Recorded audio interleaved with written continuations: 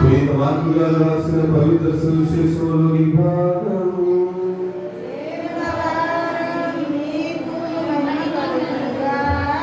Mark శుభవార్త 9వ అధ్యాయము పవిత్ర వచనములు 30 నుండి 37 వరకు. మార్కు శుభవార్త 9వ అధ్యాయము పవిత్ర వచనములు 30 నుండి 37 వరకు. వారు ఆ స్థలమును వీడి గలిలయ ప్రాంతంలోకి వెళ్ళి తాము ఎచ్చటనున్నది ఎవరికి తెలియకూడదని ఆయన కోరిక.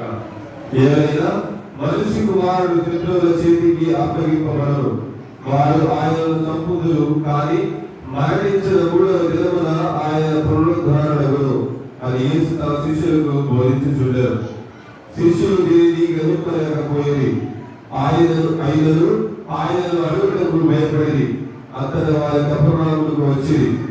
అంతకు ఇంత ప్రవేశించిన పిదప యేసు తన శిష్యులను మార్గమధ్యమున మీరు ఏ విషయంలో గురించి తగ్గించుచుంటిరి అని అడిగారు.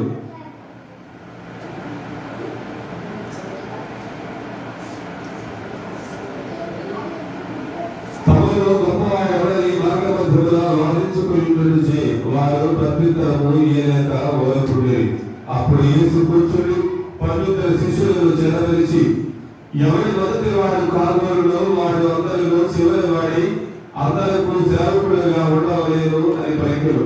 మరియు ఆయన ఒక చిన్న బిడ్డను చేరదీసి వారి మధ్య నుంచి వారిని ఎత్తి కౌగిలించుకుని శిష్యులతో, ఇది చిన్న బిడ్డలలో ఒకరిని నా పేరట స్వీకరించేవాడు నన్ను స్వీకరించిన వాడు నన్ను కాదు, నన్ను పంపిన వారిని స్వీకరించుచున్నాడు అని పలికెను. ఇది క్రీస్తు ప్రభువు సువిశేషము. Praise the lord, praise the lord, praise the lord. హల్లెలూయా, హల్లెలూయా. తండ్రి వందనం, తండ్రి స్తోత్రం, ఆత్మదేవ వందనం, ఆత్మదేవ స్తోత్రం, ప్రియక దేవ వందనం, ప్రియక దేవ స్తోత్రం, నా మంచి కాపరి వందనం, నా మంచి కాపరి స్తోత్రం. Praise the lord, praise the lord, praise the lord. హల్లెలూయా, హల్లెలూయా, హల్లెలూయా, హల్లెలూయా. క్రీస్తునాథుడు ప్రియమైనటువంటి సహోదరి సహోదరులారా, ఎన్నో సామాన్య ఆదివారం, ఎన్నో సామాన్య కాల ఆదివారం, 25వ సామాన్య కాల ఆదివారం. ఈనాడు మనం చదివినటువంటి సువిశేష పట్టణం, మొదటి పట్టణం, రెండవ పట్టణం ఇవన్నీ కూడా ఒక విషయాన్ని మనకు బోధిస్తున్నాయి. ఒక ప్రత్యేకమైనటువంటి విషయాన్ని మనకు బోధిస్తున్నాయి. ఏమిటా విషయం? చెప్పగలుగుతారా? ఏమిటా విషయం? ఒక ప్రధానమైనటువంటి అంశాన్ని మనకు తెలియపరుస్తున్నాయి. ఏమిటా అంశాలు? ఒకే ఒక విషయాన్ని మనకు తెలియపరుస్తుంది. ప్రారంభం నుంచి ఉపోద్ఘాతం నుంచి నేను చెబుతూ వచ్చాను ఆ విషయాన్ని. ఏమిటంటే ఇలాంటి సువిశేష పట్టణంలో మనం చదువుతూ ఉంటాం ఆ మాటలు. ఇక్కడ మార్కు శుభవార్త 9వ అధ్యాయము 35వ వచనం. అప్పుడు యేసు కూర్చుని 12 శిష్యులను చేరవేసి, ఎవడు మొదటివాడు కాగోరునో వాడు అందరిలో చివరి వాడై అందరకు. అది విషయం. ఏమిటంటే ఎవడైతే నాయకుడిగా మొదటి వాడిగా ఉండాలి అనుకుంటాడో వాడు అందరికంటే చివరిగా ఉండాలి. అందరికీ సేవకుడుగా ఉండాలి, అందరికీ చిన్నవాడిగా ఉండాలి. ఎవడైతే గొప్పవాడు కాబోతున్నాడో, ఎవడైతే ప్రథముడుగా మొదటి వాడిగా ఉండడానికి ఇష్టపడుతున్నాడో వాడు అందరికీ సేవకుడుగా ఉండాలి. అందరి సేవకులు పొందాలి. అందరిలో చిన్నవాడిగా పరిగణించబడాలి, తనను తగ్గించుకోవాలి. ఇది మనం ఎవరిలో చూస్తూ ఉన్నామంటే క్రీస్తు ప్రభువులో చూస్తూ ఉంటాం. ఈ విషయాన్ని మనం ఎవరిలో చూస్తూ ఉంటామంటే క్రీస్తు ప్రభువులో చూస్తూ ఉంటాం. ఆయన ఎప్పటి వరకు సేవకుడిగా ఉన్నాడు అంటే ఆయన తనను తాను తగ్గించుకుని తాను సేవల కొరకు దాచి తన శిష్యుల పాదాలను కడుగుతూ అలాంటి మన పవిత్ర గురువారం 10 గురువారం రోజున మన ఈ విషయాలు మనం ఒకసారి నెరవేర్చుకుంటూ ఉంటాం. విచారణ కేంద్రంలో జరుగుతూ ఉంటాయి ఈ సాధ్యాలు. ఏమిటవి? శిష్యుల యొక్క పాదాలు కలిగినటువంటి సాధ్యాలు. ఆయన మహోన్నతుడైన కుమారుడు అయినప్పటికీ కూడా, దైవ కుమారుడు అయినప్పటికీ కూడా తనను తాను తగ్గించుకుని సేవల కొరకు దాచి నడుము దుర్గుడు కట్టుకుని ఆ యొక్క శిష్యుల యొక్క పాదాలను కడుగుతూ చెప్పినటువంటి మాట, ఇదిగో నేను మీకు ఏ విధంగా చేశానో మీరు కూడా ఆ విధంగానే ఒక నూతనమైనటువంటి ఆజ్ఞ ఇస్తూ ఆనాడు క్రీస్తు ప్రభు పలికినటువంటి మాటలు మనం ఈ రోజు మరొకసారి జ్ఞాపకపరుచుకోవాలి. సేవ కొరకు దాచాలి. ఎవరైతే మనం నాయకుడిగా ఉండాలి అనుకుంటున్నామో ఆ నాయకుడు లక్షణాలు మనకు రావాలి అంటే, ఆ నాయకుడిగా నడిపించేటువంటి తత్వం మనకు రావాలి అంటే ముందు మన అందరిలో చివరిగా ఉండాలి. అందరికంటే మనం తగ్గి మనస్తత్వం ఉండాలి. ఎవరైతే మొదటి వాడిగా ఉండాలి అనుకుంటున్నాడు వాడు కనపడి వాడిగా కనబడాలి. విధులు ముందు ఆసనాలు కూడా ఉండేవాడు. ఎక్కడ ఉన్నా సరే తన తగ్గించుకుంటే చివరకు ఒక గుర్తింపులోకి వస్తాయి అనేటటువంటి సత్యాన్ని ఈనాడు ఈ యొక్క స్వార్థ పట్టాలు, ఈ గ్రంథ పట్టాలు మనకు తెలియపరుస్తున్నాయి. ఈ సహోదరి సహోదరులు, మానవులు అత్యాసక్తి ఎక్కువగా ఉంటుంది. మనుషులు అత్యాసక్తి ఎక్కువగా ఉంటుంది. అది కావాలి ఇది కావాలి అనే తత్వం మనలో ఎక్కువగా ఉంటుంది. ఎప్పుడు కూడా మనం దేనికోసం ప్రార్థనలాడతామంటే ధనార్జన కోసం. మన అత్యాశ, మన దురాశ అంతా, మన ఆలోచనలు, మన యొక్క పని దేనికోసం ఉపయోగిస్తూ ఉంటామంటే ధనం కోసమే ఉపయోగిస్తాం. మన ఆలోచనలన్నీ ధనం సంపాదించడం కోసమే. మన పనులు, మన యొక్క శక్తి సామర్థ్యాలన్నీ కూడా పనిని చేసి డబ్బు సంపాదించుకోవడం కోసమే. అది ఏ విధంగానే కావచ్చు. అది ఎవరైనా మోసం చేసి కావచ్చు, దొంగతనం చేసి కావచ్చు, కష్టపడి కావచ్చు, వేరే వాళ్ళ మీద చాడీ చెప్పి కావచ్చు, గొడవలు పెట్టి కావచ్చు. మన ఆలోచనలు, మన శక్తి సామర్థ్యాలు ఎక్కడ ఉపయోగించబడుతున్నాయంటే ధనార్జన కోసం ఉపయోగించబడుతున్నాయి. ధనం సంపాదించడం కోసమే మన ఆలోచనలు ఉపయోగపడుతున్నాయి. సమాజానికి మంచి చేసే విధంగా మన ఆలోచనలు లేవు. సంఘానికి మంచి చేసే విధంగా మన ఆలోచనలు లేవు. కుటుంబాన్ని మంచి రీతిలో నడిపేటటువంటి విధానంలో మన ఆలోచనలు లేవు. మన ఆలోచన, మన శక్తి సామర్థ్యాలు ఎక్కడ మనం ఖర్చు పెడుతున్నాం, ఎక్కడ మనం కోల్పోతూ ఉన్నామంటే ధనార్జన విషయంలోనే మనం కోల్పోతున్నాం. డబ్బును సంపాదించడం మన యొక్క శ్రమంతో పోతుంది. అది ఏ విధంగా సంపాదించవచ్చు. కష్టపడి పని చేసే వాడికి తెలుస్తుంది డబ్బు యొక్క సంపాదన ఎలా ఉంటుందో. ఆ కష్టపడే వాడికి తెలుస్తుంది. అదే డబ్బులు దొంగతనం చేసేవాడిగా కష్టం తెలుస్తుందా? వాడికి చాలా సులువు, చాలా ఈజీగా అయిపోతుంది వాడి పని. కాబట్టి మన యొక్క మానవులు అత్యాశ అనేటువంటిది ఎక్కువ, దురాశ అనేటువంటిది ఎక్కువ. ఈ యొక్క అత్యాశ అనేటువంటిది ఎక్కువ అయినప్పుడు ఏమవుతుందంటే ఎలాంటి దొంగతనాలు జరుగుతూ ఉంటాయి. ఈ సమాజంలో మనం చూస్తూనే ఉంటాం. దొంగతనాలు జరుగుతూ ఉన్నాయి. అనేక మంది స్త్రీలు కదా అగత్యాలు జరుగుతున్నాయి, అకృత్యాలు జరుగుతున్నాయి. ఇవన్నీ ఎప్పుడు జరుగుతున్నాయి? మానవులు ఒక రకమైనటువంటి అత్యాశ వస్తుంది, ఒక రకమైనటువంటి దురుద్దేశం వస్తుంది, ఒక రకమైనటువంటి స్వార్థం వస్తుంది. ఇవన్నీ కలగలుపుకొని ఈ దొంగతనాలన్నీ జరుగుతూ ఉంటాయి. వచ్చినటువంటి ఆలోచనలు సక్రమంగా మలుచుకునేటటువంటి ఆ విధానం మానవుల్లో కొరత ఏర్పడేది. అటువంటి విధానం లేకుండా పోయింది. ప్రతి స్త్రీలో తల్లిని చెల్లిని చూసేటటువంటి భావం లేకుండా పోయింది. ప్రతి పురుషులు అన్నదమ్ములను తండ్రిని చూసుకునేటువంటి భావన పోయింది. ఈ ఆలోచనలన్నీ కూడా వక్రీకరించబడుతున్నాయి. సక్రమమైనటువంటి మార్గంలో వెళ్ళవలసినటువంటి ఈ జనాల్లో వక్రమైనటువంటి మార్గంలో వెళుతూ ఉన్నారు. దేవునికి విరుద్ధంగా ప్రవర్తిస్తున్నారు. అందుకని తమ జీవితాలలో చాలా కోల్పోతున్నట్టుగా మనం చూస్తూ ఉంటాం. ఈ విషయాలన్నీ కూడా తిరిగి మళ్ళీ ఎవరికి జరుగుతాయంటే మనకి జరగలేదు. మనం చేసిన మంచి తిరిగి మనకు చేరినట్టు, మనం ఇతరులకు చేసినటువంటి చెడు ఏదైతే కీడు ఏదైతే ఉందో అది తిరిగి మనకే మనకే ఆ చెడు జరుగుతూ ఉంది. అది ప్రకృతిలో, ఈ సమాజంలో, మన కుటుంబాలలో విరయకారణం చేస్తుంది. ఆ చెడే మనల్ని కమలించి వేస్తుంది. ఆ చెడే మనం ఏదైతే నేర్పించామో ప్రారంభంలో, మనం ఏదైతే తప్పు కాదు అని ముందు పని చేశామో ఆ యొక్క చెడి తిరిగి మరలా ఒకనాటికి మరలా నీ కుటుంబంలో ప్రవేశిస్తూ ఉంది. నీ కుటుంబాన్ని కట్టలించి వేస్తూ ఉంది, కోపంతో సహా.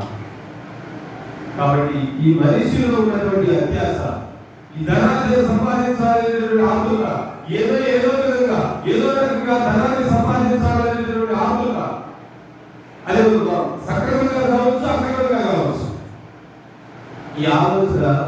మనిషిని పాడు చేస్తుంది, ఈ ఆలోచన మనిషిని పాడు చేస్తుంది. ఎందుకు తన మీద ఈ విధమైన ఆలోచన ఉందంటే, మరి సువిశేషంలో యేసు ప్రభువు పదే పదే చెప్పారు ఏమని, మనిషి కుమారుడు శత్రువుల చేతికి అప్పగించబడతాడు, చంపబడతాడు, తిరిగి మరలా పునరుద్ధానమై మూడవ నాడు తిరిగి వస్తాడని వాళ్ళని 3 సంవత్సరాలు కూడా నడిపించాడు ఈ మాట చెబుతూ. కానీ వాళ్ళు అనుకున్నటువంటి విషయం ఏమిటంటే, ఈయన చనిపోయి తిరిగి వస్తాడు, ఒక నూతనమైన రాజ్యాన్ని స్థాపిస్తాడు, ఆనాటి యూదా రాజ్యాన్ని సమూలంగా నిర్మూలించి మరొక రాజ్యాన్ని ఆయన స్థాపిస్తాడు. ఆ రాజ్యంలో ఈ 12 మంది శిష్యులు కూడా 12 మంత్రి పదవులు వస్తాయి. ఆయన రాజైతే వీళ్ళందరూ కూడా మంత్రులే కదా. ఈ క్రీస్తు ప్రభువారు రాజైతే ఈ 12 శిష్యులు కూడా, ఈ 12 మంది శిష్యులు కూడా మంత్రులు అవుతారు. ఎవరెవరు ఏ శాఖలో పనిచేయాలి, ఎవరెవరికి ఇటువంటి బాధ్యతలు వస్తాయని వీరిలో వీరు అనుకుంటూ, వీరందరిలో కూడా ఒకరు ఉంటాడు ప్రధానమంత్రి, ప్రధానమంత్రి ఒకరు ఉంటాడు. ఈ మంత్రులందరి గురించి కూడా ఆయన చేతుల్లో ఉండాల్సిందే ప్రధానమంత్రి. ఆ విషయంలో కూడా వచ్చింది ఎవరి గొప్ప, ఈ ప్రధానమంత్రి పదవికి తగినటువంటి వాడు ఎవరు? ఈ 12 శిష్యులు. ఈ 12 మంది శిష్యులు ఈ ప్రధానమంత్రి అనేటువంటి పదవిని ఎవరు పొందుతారు? దేవుడు ఎవరికి ఇస్తాడు? క్రీస్తు ప్రభువు మరలా వచ్చిన తర్వాత, ఈ రాజ్యాన్ని స్థాపించిన తర్వాత ఈ ప్రధానమైనటువంటి మంత్రి పదవి ఎవరికి ఇస్తాడు? ఆ మంత్రి పదవిని పోషించగలిగినటువంటి శక్తి సామర్థ్యాలు ఎవరికి ఉన్నాయి? ఈ 12 మందిలో ఎవరు గొప్ప? ఈ విషయం దగ్గర వాళ్ళు పడవచ్చు.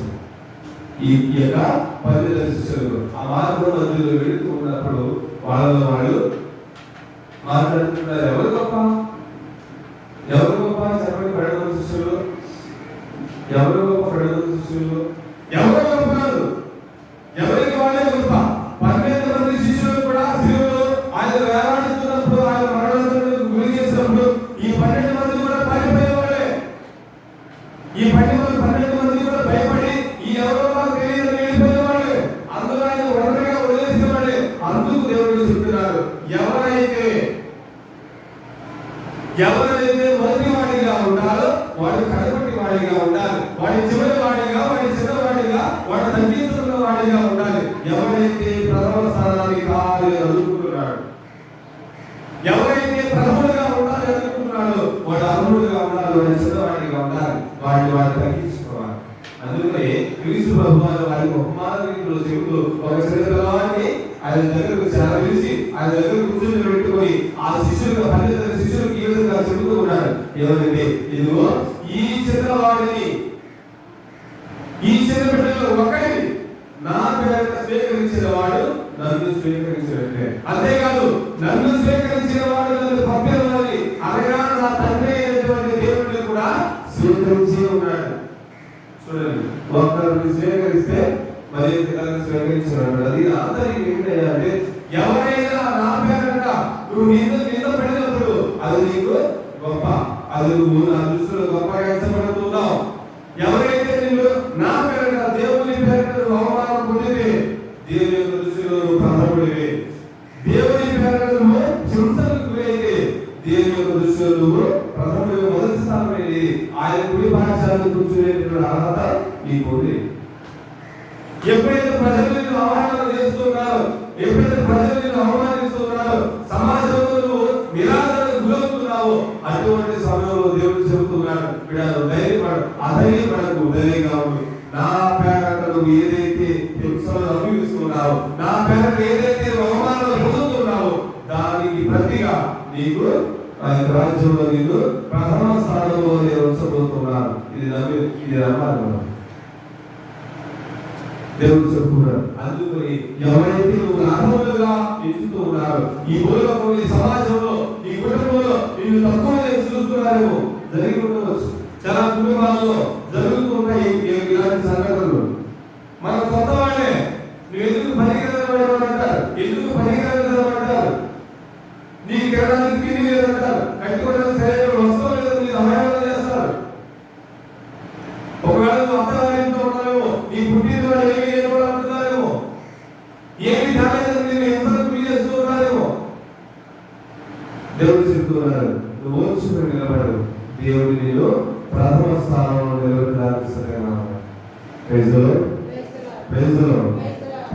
నువ్వు వచ్చి నిలబడు.